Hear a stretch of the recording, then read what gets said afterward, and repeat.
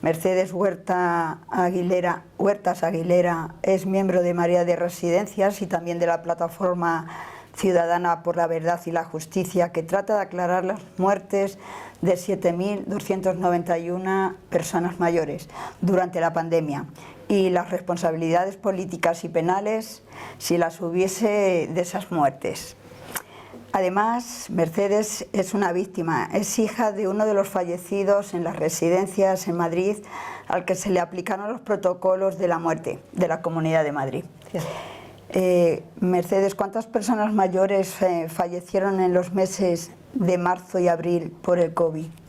Pues en total fueron 9.468 personas las que vivían en residencia, pero de ese total el 77% fue a los que se les negó el derecho a una atención sanitaria por estos protocolos de la muerte, que además vinieron dados en 4 días.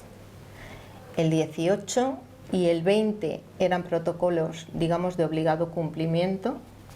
Antes de esos días sí que es verdad que intentaron telefónicamente que en los hospitales o las residencias se aplicaran, pero alguien debió decir: yo no me mojo, no quiero cargar con esa responsabilidad, esto lo quiero por escrito.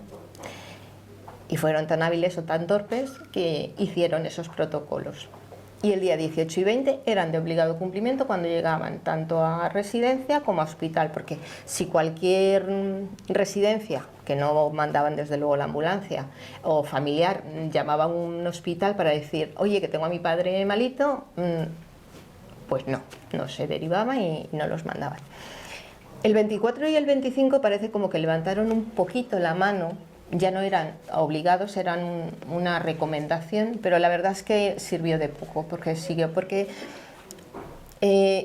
tenían un baremo que era toda persona que estuviera en una residencia en silla de ruedas y fuera dependiente y tuviera un deterioro cognitivo, esa persona no se derivaba. Con lo cual, poquitos. Se llegaron a dar casos incluso de personas que no tenían nada, simplemente estaban en una silla de ruedas. En el caso de, por ejemplo, en la residencia de mi padre se dio uno, que era un señor que tenía un problema hepático o tenía problemas de sangrado, ¿no? Y este señor le hacían transfusiones cada X tiempo. Y los hijos además eran enfermeros. Quisieron sacarle, llevarle al hospital y se lo prohibieron. Removieron cielo y tierra. Cuando por fin consiguieron, no sé hablando con quién, que aquello le dieran el permiso, ya era tarde. Mira, más o menos nos está explicando por qué se aplicó y a quiénes, pero ¿quiénes firmaron estos protocolos? Estos protocolos los firmó Carlos Moore. Es director general de Coordinación Sociosanitaria. Pero la orden vino dada por Ayuso y por Ruiz Escudero. Lo que pasa que este señor, que al principio lo negó en la comisión de investigación que se hizo en la Asamblea de Madrid, él divagaba y se iba por otros derroteros, pero ese protocolo está firmado digitalmente, que es tan válido como si lo haces de puño y letra. Entonces él es el responsable. Él es el responsable y, claro, si vamos subiendo esas escalas, desde luego todos por encima de él. Ahora nombras a la Comisión Ciudadana. ¿Qué es la Comisión Ciudadana por la Verdad y qué objetivos tiene? Pues mira, la Comisión Ciudadana, visto que la primera comisión de investigación que se planteó en la Asamblea y que Ayuso cerró solamente con 7 sesiones porque adelantó las elecciones, y aunque luego los grupos parlamentarios Unidas Podemos, PSOE y Más Madrid quisieron que se reabriera, ella se negó. Entonces, lo único que nos queda, viendo la inacción también de la justicia, porque creo que son como unas 400 querellas, las han ido como haciendo un menudeo para no llevarlas todas en conjunto. Hay una parte que están desestimadas, otras que están pendientes de fallo, otras que están en el Constitucional en un recurso de amparo, como es en mi caso.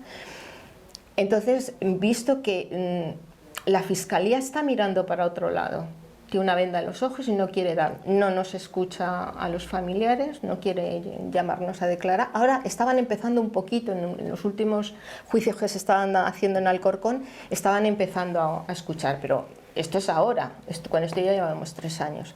Entonces, lo mejor es una comisión de investigación, una comisión ciudadana de investigación, donde recabar muchos datos. Y datos de personas de gran prestigio. Y esto sí que lo quiero leer porque son 7 maravillas y no quiero que se me olvide ninguno. El primero, y además es que va a ser el presidente de esa comisión, es José Antonio Martín Pallín, magistrado emérito del Tribunal Supremo. Luego está María Victoria Zunzunegui Pastor, que es doctora en epidemiología de la Universidad de California y profesora jubilada de la Escuela de Salud Pública de la Universidad de Montreal. Tenemos también a Fernando Lamata Cotanda, médico, experto en gestión y administración sanitaria, que ha ocupado diversos cargos en el Ministerio de Sanidad. Ha sido miembro del panel de expertos de la Comisión Europea en Políticas Sanitarias. Ana Freixas Farré es escritora y profesora jubilada de la Universidad de Córdoba y ha tenido importantes aportaciones sobre el envejecimiento de las mujeres. Fernando Flores Jiménez, director del Instituto de Derechos Humanos de la Universidad de Valencia y profesor de Derecho Constitucional en la misma universidad. Cristina Monge La Sierra, socióloga y politóloga y profesora asociada a Sociología en la Universidad de Zaragoza. Y el último ya, y no por eso menos importante, Eduardo Ranz Alonso, abogado y profesor de la Universidad Carlos III, especialista en memoria histórica. Es fundamental porque todo lo que estas personas van a recabar se va a hacer un gran informe y con toda esa información es lo que queremos aportar a Bruselas, primero aquí, a ver si alguien ya toma conciencia y se investiga, se llega a la verdad. Si es que hay que depurar responsabilidades penales, pues que se haga, y si no, lo que sí queremos es una cosa, es verdad, que se sepa, justicia, reparación y garantía de no repetición. Es lo más importante. Entonces yo creo que con este plantel lo podemos conseguir. Que aquí no, yo siempre lo digo y si a algún jurista le molesta, lo siento. Si aquí no se consigue, creo que la que se retrata es la justicia española, ante una masacre tan grande, tan cruel, en plena democracia y en el siglo XXI. Lo que ha pasado en Madrid no ha pasado en ningún sitio de Europa. Negarles derechos humanos y constitucionales a personas que estaban solas, indefensas, asustadas, que es que hay que tener la empatía suficiente como para decir, vamos a ponernos en su piel, que de hoy a mañana dejan de ver a sus familiares, empiezan a notar que se les mete en las habitaciones, se les encierra y no tienen contacto y no saben por qué con el mundo exterior. Porque aunque algún trabajador con buena voluntad intentara explicarles, hay que pensar que son personas ancianas y muchas de ellas con un deterioro cognitivo, con lo vulnerables, personas vulnerables. Exacto, que es muy difícil que entendieran. Murieron solas, algunas de ellas incluso compartieron días con un cadáver, y eso es así y no se puede negar, y la sociedad no puede mirar para otro lado. Pues aquella situación que no quiero que la gente pase sin que lo sepa. Entonces, si la justicia española no es capaz de investigar, evidentemente las familias vamos a seguir luchando, familias y no solo familias, hay mucha gente que nos acompaña y nos estáis apoyando, y vamos a seguir a Europa. Y en una ocasión, yo como no estoy muy bregada en estos temas, por desgracia es la primera vez, alguien nos llegó a decir que no se os olvide que tenéis otra opción en Argentina como crímenes de lesa humanidad. ¿Por qué? Porque no prescriben. Y esa es la mejor baza que tenemos. Entonces, que no se las prometan tan seguros, que por desgracia nosotros, los ciudadanos, sabemos cómo actúan ellos, pero ahora estamos a la contra. Ellos no saben de qué somos capaces nosotros. Y el pueblo unido tiene mucha fuerza. Cuando dices que dependiendo de lo que pueda pasar en España, se puede retratar la justicia española. Yo creo que no solo la justicia, la propia sociedad quedaría reflejada, y si esto no le damos el acompañamiento también desde la sociedad, ¿sabes? Un poco lo que estáis haciendo, porque cuando un poco más nombrado a las personas ilustres, me imagino que aparte de estas personas, en la Comisión Ciudadana estáis las familias, o sea, no solo Efectivamente, ellos son los que se encargan y tienen libertad total para actuar e ir haciendo lo que vayan considerando, pero esa comisión detrás estamos los familiares y está la plataforma Verdad y Justicia y Marea, es decir, no estamos solos. Eso es lo bueno, que nos apoya mucha gente, gente de prestigio, muchos ciudadanos, pero no acaba la gente de querer ver, porque los hechos están ahí. Cuando en el 2021 se hicieron las elecciones ese 4 de mayo, los ancianos ya habían fallecido. No sé si porque la gente no quiso mirar, estaba más pendiente de terracitas, de cañitas, bocata de calamares, pero había familias que no hemos cerrado un duelo, que son 3 años, que necesitamos, que mi madre con 82 años en la residencia, que era la que iba todos los días a verle a él, mi madre estaba bien, pero a causa de esto mi madre desarrolló una cardiopatía, y a mi madre le han puesto un marcapasos, o sea, ha degenerado. Mi deterioro físico ha sido grande. El que me conocí hace unos años, yo no soy la que era. Y aún hoy sigo arrastrando. Mis hermanos les pasa igual, entonces, y como yo, el resto de familias, el día que estuvimos en los juzgados en Plaza de Castilla, había allí una compañera que su madre falleció 2 días o 3 después de su padre. Esa muchacha está destrozada, y como ella todos. O sea, hay que tener contacto, hay que ver a esa gente para decir que no es algo que ha sido un dolor de tripas, no, que ha sido muy duro. Y luego tenemos un grupo de abogados maravillosos que están trabajando de forma totalmente altruista, un equipo maravilloso, y que les debemos todo, porque son el empuje en el que van luchando día a día, porque las querellas que van admitiendo, las querellas que van llamando, o las querellas que hay que coger y solicitar el recurso de amparo, es decir, no paran de trabajar, llevan así 3 años, con lo cual siempre tendrán mi agradecimiento, igual que no me voy a cansar de decirlo, a Manuel Rico. Manuel Rico a mí me ha dado la esperanza. Lo que cuenta Manuel Rico en su libro, Vergüenza, el escándalo de las residencias, pone los pelos de punta. O sea, yo me lo he leído a porciones. Yo nunca he podido más de 5 minutos leer ese libro. Y también quiero agradecer la valentía de Reyero, Alberto Reyero. Fue capaz de reconocer y de luchar y de denunciar lo que estaba pasando. Lo hizo como pudo, pero le tenemos aportando mucha información, que eso es lo que nos ayuda a las familias también. Con lo cual, no quiero olvidarme de nadie. Luego hay muchos medios de comunicación, asociaciones como vosotros, pequeños grupitos que es lo que nos acompañan y nos dan fuerza, porque no es fácil.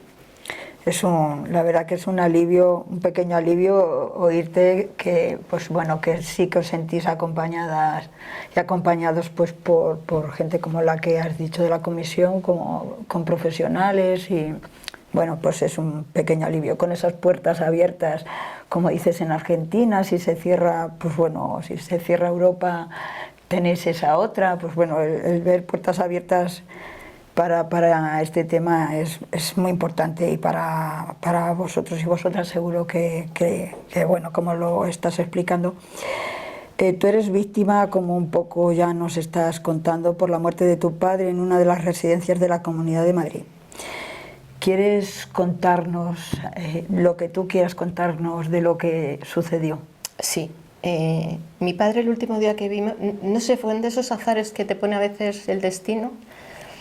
El viernes 6 de marzo, por la mañana, estuvo mi hermana y mi madre a verle, como otros muchos días, esto era muy habitual. Y por la tarde, que liberaba a mi marido, fuimos a verle él y yo. al sábado siguiente, como todos los sábados, mi hermano el pequeño y mi madre, y como todos los domingos, mi hermano el mayor y mi madre. Y ya esa noche mi madre me dice, oye, que algo está pasando, que creo que he oído en la tele, lo mismo mañana no nos dejan ir a la residencia. Digo, bueno, tú estate tranquila. Y yo llamo mañana a primera hora y con lo que sea, pues hacemos, ¿vale? Bueno, pues quedó así. Muy temprano, no era hora de apertura todavía, que yo pensé, cuanto antes mejor, antes de que colase, por lo que, no sé, fue un pálpito. Y entonces me dicen que no, que efectivamente ya se han cerrado las puertas de residencia y que ya no se puede entrar. Entonces llamo a mi madre y le digo, mira mamá, no nos dejan. Mi madre, tengo la afeitadora y cómo le van a afeitar, y digo, bueno, no te preocupes, les vuelvo a llamar y si me dejan yo se la llevo. Llamé, me dijeron que sí, me acompañó mi marido, porque siempre está a mi lado. Siempre. Y me acerqué y yo tenía la esperanza de que me dejaran verlo, pero no me dejaron pasar del control. Entonces, pues bueno, que estuviéramos tranquilos, que ellos estaban bien y que nos irían contando, pero la verdad es que la información llegaba muy de cuentagotas. Llegaron como 2 o 3 vídeos muy cortitos que eran pues un repaso generalizado, tipo pues con un móvil y haces un barrido, ¿no? Así general. En esos 3 vas viendo que poco a poco se va viendo cada vez menos abuelos en la zona común, pero vas viendo alguno. Como al principio comen todos juntos, luego en un pasillo con 3 o 4 mesas, luego 2 mesas se quedan solas, o sea que ya te vas. Y ya el día 22 me llaman, porque con la única que tenían contacto era conmigo.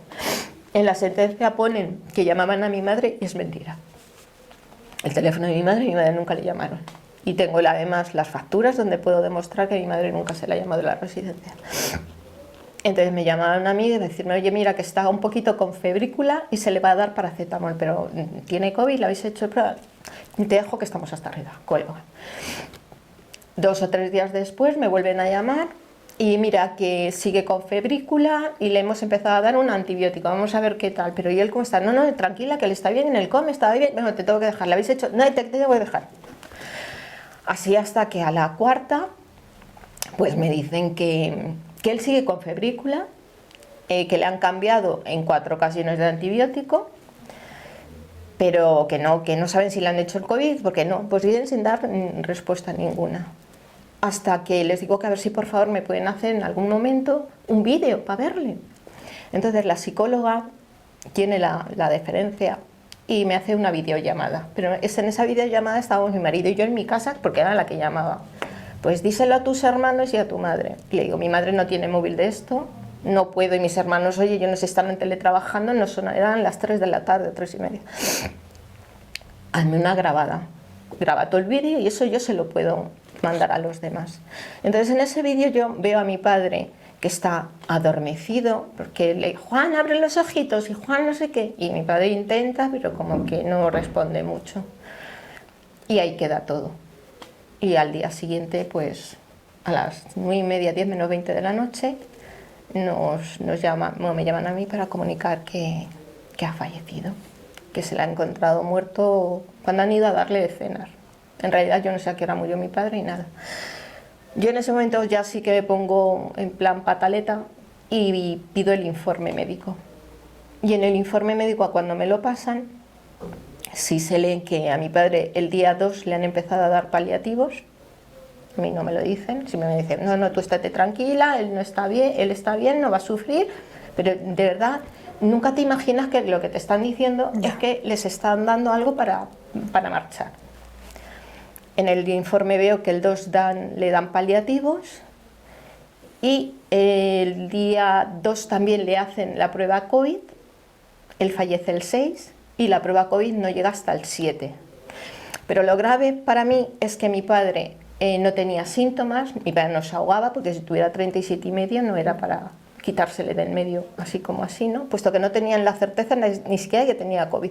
Pero es que los protocolos del 24 y el 25 no eran de obligado cumplimiento y mi padre otras veces había tenido una bronquitis con una fiebre, se lo habían llevado al hospital, le chutaban allí lo que fuera y volvía y se recuperaba. En este caso no. Y como él, todos. fallece, bueno, pues ya empezamos con la rota de que no se le puede incinerar aquí en Madrid, nos dan la opción de que si queremos se lo llevan a Santiago de Compostela, y antes de que se perdiera o que le tuvieran por ahí, no se sabe dónde, porque no me supieron ni decir dónde lo iban a llevar, yo no sé dónde le tuvieron. O sea, si yo no puedo decir mi padre estuvo en Parla, estuvo en el Palacio de Hielo, no lo sé, porque nadie me lo dijo. Pero sí, le llevan a Santiago y le incineran el día de mi cumpleaños. Y no le devuelven la urna, y eso lo tengo que agradecer, la recepciona en casa de mi madre y yo. Y con ella está, en la residencia. Y a partir de ahí, a través de redes sociales, veo que hay más gente poniendo querellas a través de Marea, y me uno sin pensarlo. O sea, yo se lo digo a mi madre y mis hermanos, me dicen que sí, y me meto de cabeza. Y ya metida estoy hasta que me vaya.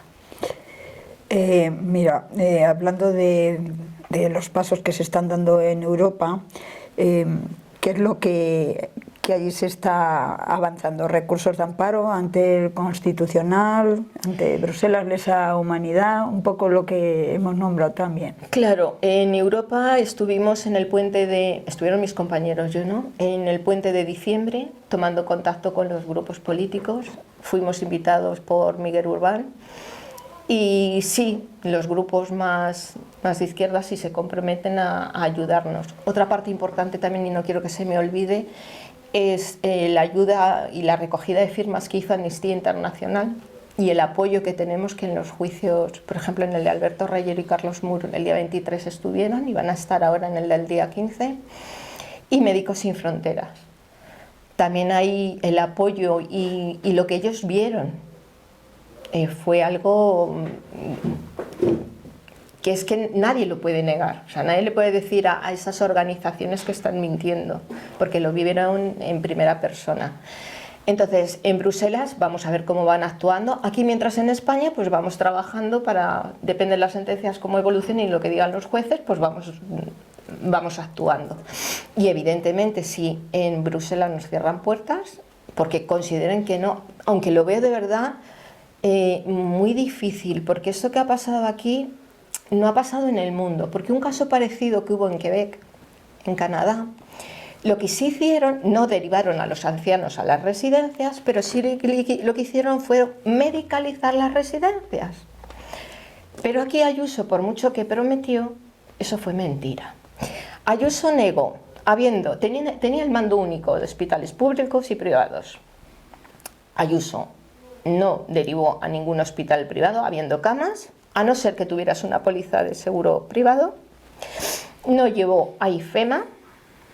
Dijo que los médicos de atención primaria, como nos iba a los centros de salud, esos médicos iban a ir a las residencias. Es incierto, tampoco lo hizo, y tampoco las medicalizó, con lo cual ha sido una mentira detrás de otra, y una bola, que la conclusión y el resultado es que hay 7.291 ancianos que fallecieron sin atención médica. Mercedes, lo que sucedió en las residencias, pues vino lo que vino. ¿Era previsible? ¿En qué situación estaban ya antes de la pandemia las residencias? Las residencias antes de pandemia ya estaban mal porque venimos de un gobierno de derechas desde hace 27 años que lo que ha ido ha sido ir privatizando los servicios públicos. Entonces, nos la han ido metiendo poco a poco y no nos hemos dado cuenta. Al ir privatizando, los fondos buitres que están metidos en las residencias, porque la mayoría de las residencias de la Comunidad de Madrid, el 98%, son privadas de gestión indirecta, aunque sea de suelo público, pero lo gestionan los fondos buitres.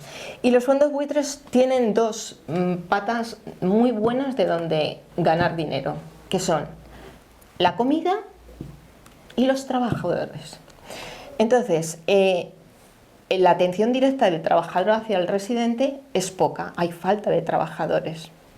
Y si a eso le sumas también falta en las comidas, no son buenas, el deterioro es sumas 2 más 2 y la matemática es pura y no tiene vuelta. Llega pandemia, poco personal, mal pagado y que se pone enfermo, porque es que igual que nos poníamos los demás, es que era de cajón, pues entonces todavía se deterioró más. Pero no queda ahí la tostada, sino que pensábamos que la pandemia iba a dar, porque además el gobierno central dio 300 millones para que se reforzara todo, pensábamos que esto iba a mejorar. No, sigue peor. Mal estaba en el 19, pero peor está en el 23. No hay atención, comidas podridas que se están dando en residencias. Mi madre me dice, la fruta que nos dan, ni yo la he comprado nunca en el rastrillo. Mi madre pasa hambre, como mi madre mucho. Pero es que además de eso, yo me quejo, porque Domus Biparque Coslada es que es... porque la sufro muy dentro porque está mi madre, pero en la gran residencia, por ejemplo, ayer o antes de ayer, un brote con 19 personas de COVID. Porque hay falta de personal y además, como no pueden controlar, pues han ido contagiando un baño para varios, o sea, cae una persona, no se cumple esto, bueno, un caos total. Sigue habiendo falta de personal, las trabajadoras están agotadas, no las reconocen como labor, o sea, como enfermedad profesional, pues el daño que se hacen en las manos, en la espalda, es decir, están agotadas. Y yo tengo que darles las gracias por el trato que dan a los abuelos. Son las personas más cercanas después del familiar, pero es que hay muchos ancianos que no tienen familiares que les vean o que se preocupen de ellos. Y encima, si ellas se señalan, corren el peligro de que también las amenazan.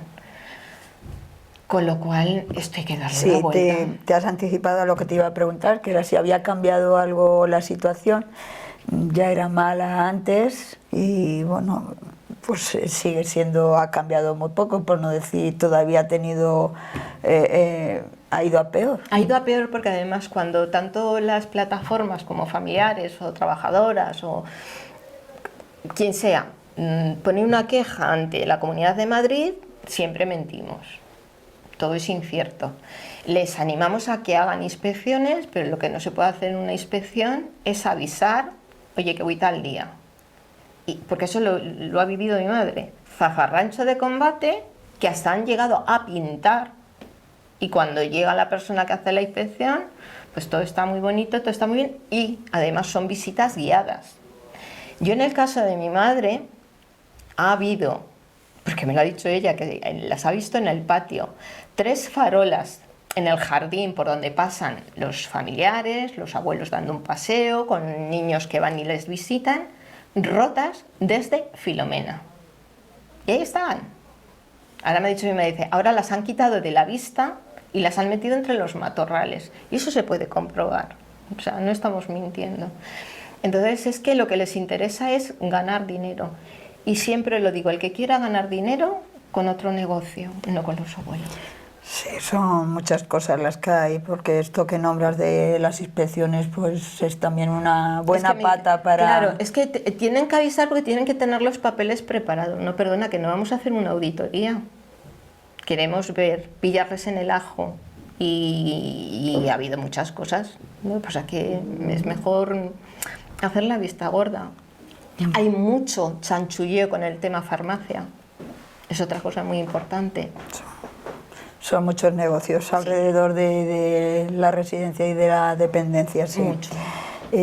¿Notáis que estáis siendo escuchadas por los jueces ahora? Sí, ha habido un par de jueces, y de hecho estos jueces que han llamado a declarar a Carlos Muro y Alberto Reyero, o los últimos que ha habido en Alcorcón, que también ha asistido Fiscalía, parece que va empezando a tomar un poquito de conciencia. Con lo cual, no es que sea fácil, porque además a las familias les supone una declaración ante un juez que no es nuestro medio natural, que tienes que revivir todo lo que has pasado y vivido en esos días. Si encima te encuentras con un juez que no te presta atención o con una fiscalía que no aparece, eso hace mucho daño. Pero si encuentras un juez empático que pregunta y que intenta sonsacar para que en esa instrucción se sepa lo más, hombre, claro, es importante. Entonces parece que están empezando a... Y yo desde aquí les animo, que es que están al servicio de la ciudadanía. que ellos son nuestros garantes de la ley.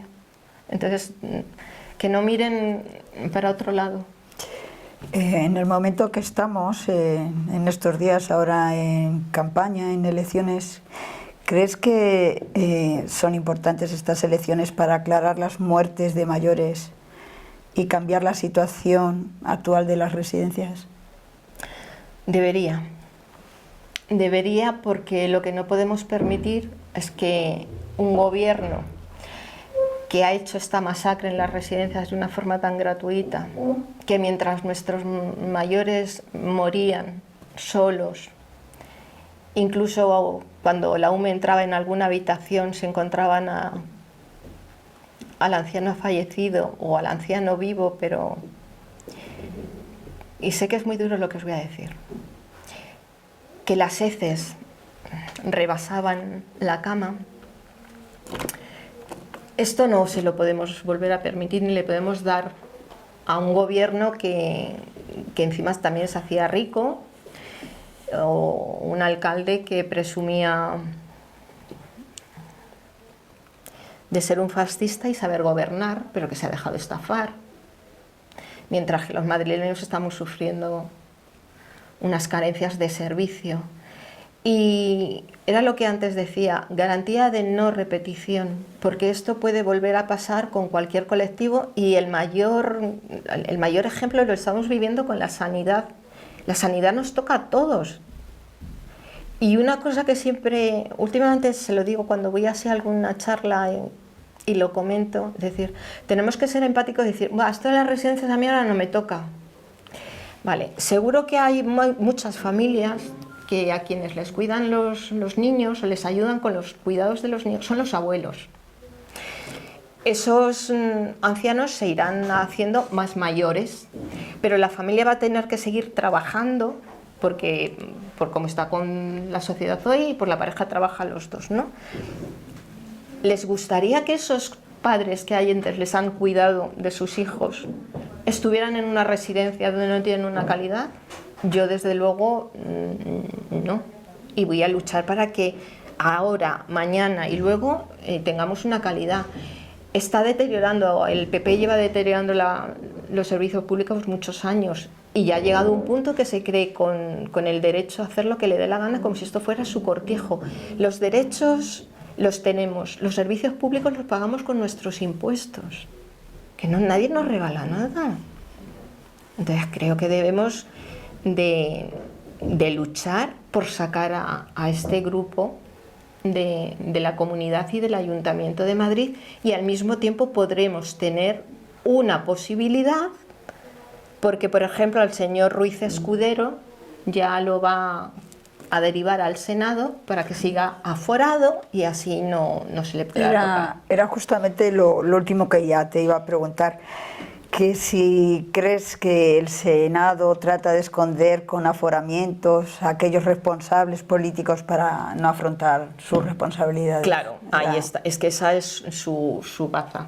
Entonces, lo que tenemos que hacer es que no pase, porque ya no solamente con este caso, son miles las condenas y los juicios que ha tenido el PP, y siempre dan con alguna tecla, algún juez que pita o flauta y queda en agua de borrajas. Entonces, no, en este caso no, pero para asegurarnos que las familias no queremos dinero.